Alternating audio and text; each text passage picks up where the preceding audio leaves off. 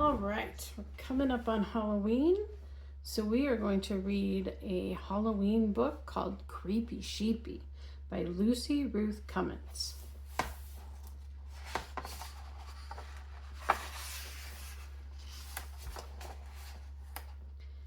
Sleepy Sheepy's favorite day of the year was almost here, and he knew exactly what he wanted to be. It was absolutely clear. The costume of the year. This sweet little sheepy must get a little bit creepy. He'd be claws and paws to oohs and ahs. A sheep in wolf's clothing, a scary, hairy werewolf. So he begged and he pleaded. He blinked and he bleated. He knew just what he needed. It has to be this one.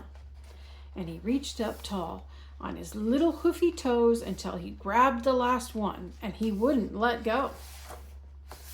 And he made his sweetest sheepy face with his wide sheepy eyes, and he howled out loud, "I must be the hairiest, the scariest, I must, werewolf." But his paw protested, and he helpfully suggested, "You could be a little rain cloud, or a bag of cotton balls. You could be super sheepy, or a crabby that crawls. Why be one of many when you can be one of a kind?" But nothing Pa said could change his little sheepy mind, and so his paw finally gave in, and a very grateful little sheepy gave a huge, ghouly grin. So when the big night came, he suited up so quick, he tugged and he yanked, but the suit was so thick, it pinched and it itched and it felt all wrong. Sheepy begged to wear woof, and his paw'd gone along. But the county sounded dandy, and he felt okay, so he'd stick with woof for this holiday. He flung the door open, and it was instantly clear. Packs of werewolves, spotted far and spotted near. A few fearsome pirates, a Dracula or two, and a handful of zombies, and a Frankenstein crew. But howl about that? Werewolves were everywhere. He glanced in the mirror, and it was all much clearer. From the top of his head to the bottom of his toes, he could see right then he was in the wrong clothes. Why be one of many when you can be one of a kind? So this little creepy sheepy, in his werewolfy boots, took one big breath and gave one big sigh and thought right away, "I know just what to try." So this little woofy sheepy went back inside.